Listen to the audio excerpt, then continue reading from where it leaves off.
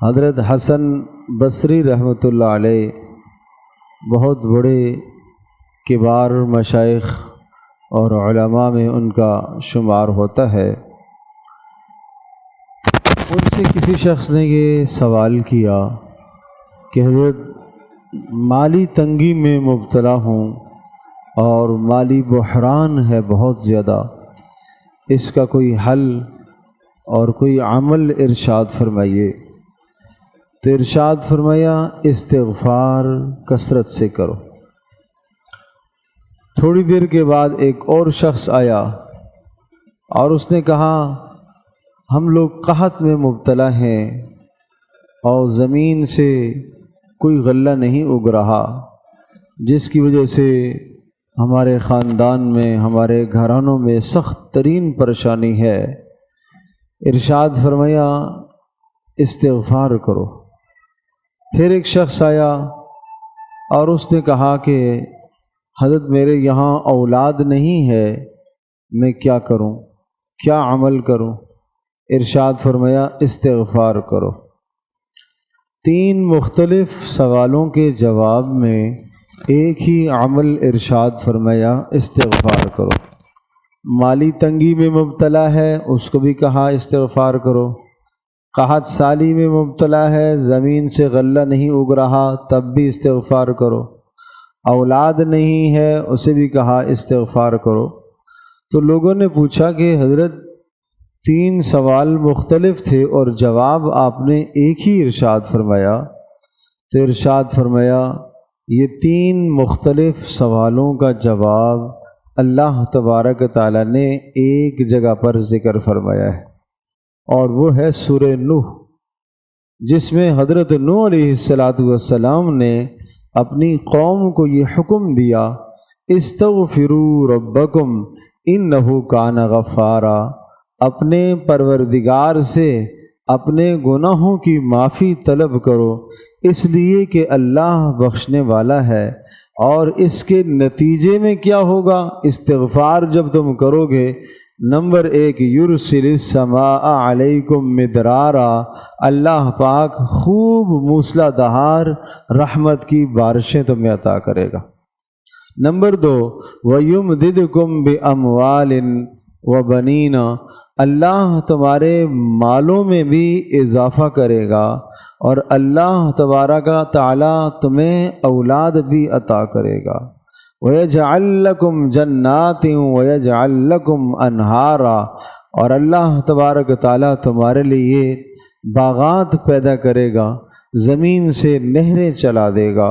تو فرمایا ان تینوں کے تینوں سوالوں کا جواب ان آیات میں ہے کہ استغفار کے نتیجے میں اللہ وقت پر بارش بھی برسائے گا، استغفار کے نتیجے میں اللہ مال میں بھی برکت دے گا، استغفار کے نتیجے میں اللہ اولاد بھی عطا کرے گا، اور اولاد جن کی ہے نیک صالح نہیں ہے وہ بھی استغفار کریں، استغفار کے بدلے میں اللہ پاک اولاد کو نیک صالح بناتا ہے۔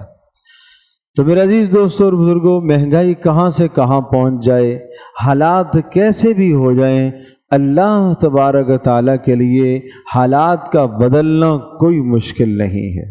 اس وقت ہمیں سب سے پہلا کام کیا کرنا چاہیے؟ اللہ کی ذات عالی پر بھروسہ کرنا چاہیے۔ اللہ کے خزانوں میں کمی نہیں ہے۔ میرے اسباب جو دنیا میں معاش کے اسباب ہیں وہ تو تنگ ہو گئے، لیکن اللہ کے خزانے میں کوئی کمی نہیں ہے۔ اللہ تبارک تعالیٰ بغیر اسباب کے بھی کھلانے پر قدرت رکھتا ہے۔ اللہ پاک بغیر اسباب کے بھی غلبے کی طاقت رکھتا ہے۔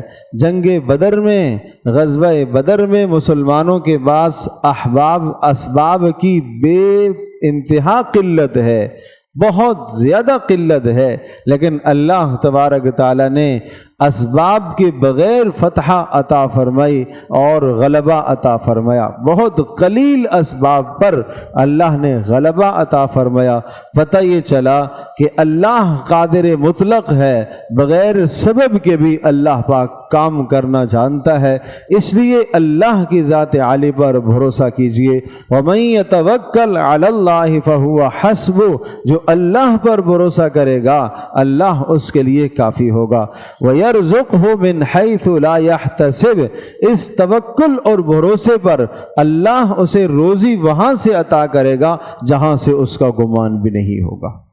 اسباب اس نے ادھر اختیار کیے ہوئے ہیں، روزی کا انتظام کہیں اور سے ہو جائے گا۔ یہ کس کے نتیجے میں؟ اللہ کی ذات عالی پر توکل کے نتیجے میں یہ نعمت مل رہی ہے۔ اللہ غائب سے روزی کا انتظام کرے گا، تو اس لیے پہلا کام تو اللہ کی ذات عالی پر اپنا اعتماد اور بھروسہ اور یقین ہمیں پختہ رکھنا چاہیے کہ اللہ بغیر اسباب کے بھی مجھے کھلانے کی قدرت رکھتا ہے۔ مہنگائی کہاں سے کہاں پہنچ جائے مجھے پالنے کی قدرت رکھتا ہے، میرے بچوں کو پالنے کی پھر بھی وہ قدرت رکھتا ہے، اس کے خزانے میں کوئی کمی نہیں ہے۔ ایک تو اپنے عقیدے کی درستگی کی ضرورت ہے، اپنے عقیدے کی اصلاح کیجیے۔ دوسرا کام ہمیں اس وقت یہ کرنا ہے، ہم اپنے معاملات کو درست کر لیں، لین دین کو درست کر لیں، دھوکہ کسی کے ساتھ نہ کریں، فراڈ کسی کے ساتھ نہ کریں، لین دین میں کسی کے ساتھ دھوکہ نہ کریں، کسی کا حق ہم نہ ماریں، کسی کا حق ہم نہ کھائیں۔ اگر ہم نے کسی پر ظلم کیا تو نتیجے میں اللہ ہم سے بڑا کوئی ظالم ہمارے اوپر مسلط کرے گا، یہ طے شدہ بات ہے۔ ہم نے کسی پر ظلم کیا تو اس ظلم کے نتیجے میں اللہ ہمارے اوپر بڑا ظالم مسلط کرے گا۔ تو اس لیے ہمیں دوسرا کام اس وقت یہ کرنا ہوگا کہ اپنے معاملات ہمیں درست کرنے ہوں گے۔ بالکل اپنے معاملات صاف کر لو، لین دین کے معاملات بالکل صاف کرو، کلیئر کرو، کسی کا ایک پائی پیسہ آپ کی طرف نہ آئے، کوئی پیسہ کسی کا نہ حق آپ کے پیٹ میں نہ جائے، اپنے معاملات کو صاف رکھو۔ تیسرا کام اس وقت ہمیں یہ کرنا ہے کہ کثرت سے استغفار، دو چیزیں پڑھنے کی بتاتا ہوں۔ ایک تو کثرت سے استغفار، حدیث پاک میں آتا ہے من لزم الاستغفار، اللہ تعالیٰ سے جو اپنے گناہوں کی معافی مانگتا رہے مانگتا رہے مانگتا رہے، کثرت کرے، کثرت کا التزام کرے، فرمایا اللہ پاک جعل اللہ لہ من کل ہم فرجا، اللہ پاک اس کو ہر مشکل سے نکالے گا، ہر تنگی سے اللہ آسانی کی طرف لے آئے گا۔ وَرَزَقَهُ مِنْ حَيْثُ لَا يَحْتَسِبُ، اور رزق وہاں دے گا، وہاں سے عطا کرے گا جہاں سے اس کا گمان بھی نہیں ہے۔ کثرت سے استغفار، اور استغفار کا معنی اپنے گناہوں کی معافی مانگنا۔ صرف استغفر اللہ کرنا کافی نہیں ہے، بلکہ دل سے یہ کہیں اے اللہ مجھ سے جو گناہ ہو گئے اے اللہ میں معافی مانگتا ہوں۔ پھر اس نیت کے ساتھ دن کو استغفر اللہ من کل ذنب واتوب الیہ کی کثرت کرتے رہیں، استغفر اللہ الذی لا الہ الا هو الحی القیوم کی کثرت کرتے رہیں، اور اپنے گناہوں کو سامنے رکھ کر اس طرح سے ندامت اختیار کریں اور عزم کریں کہ آئندہ میں ان گناہوں کے قریب نہیں جاؤں گا، اور جو گناہ ہو چکے ان کی تلافی کریں۔ اس کا نام ہے استغفار کرنا، استغفار کی کثرت۔ اور دوسرا عمل جو بتا رہا وہ ہے لا حول ولا قوت الا باللہ العلی العظیم۔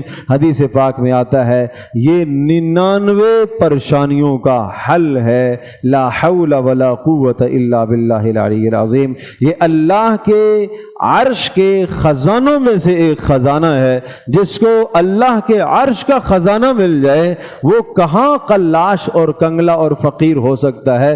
اتنی بڑی طاقت، اتنا بڑا خزانہ رسول اللہ صلی اللہ علیہ وسلم نے آپ کو عطا فرمایا۔ لیکن یقین اللہ کی ذات عالی پر، بھروسہ اللہ کی ذات عالی پر کرتے ہوئے یہ کثرت سے پڑھیں لا حول ولا قوت الا باللہ العلی العظیم، کم از کم 500 مرتبہ روزانہ اس کا اہتمام ہو۔ تو میں نے 3 باتیں باتیں بتائی ہیں۔ ایک بات تو میں نے یہ عرض کی کہ اللہ کی ذات عالی پر ہمیں بھروسہ کرنا چاہیے، اس میں ہم کمی نہ کریں۔ دوسری بات میں نے عرض کی ہے ہمیں اپنے معاملات درست رکھنے چاہیے۔ تیسری بات میں نے یہ عرض کی ہے کہ ہمیں کثرت سے استغفار کرنے کی ضرورت ہے، اور اس کے ساتھ ساتھ استغفر اللہ من کل ذنب واتوب الیہ اور لا حول ولا قوت الا باللہ العلی العظیم، اس کا اہتمام فرمائیں۔ اللہ پاک ہم سب کی مشکلوں کو دور فرمائے، آسانی والا معاملہ فرمائے۔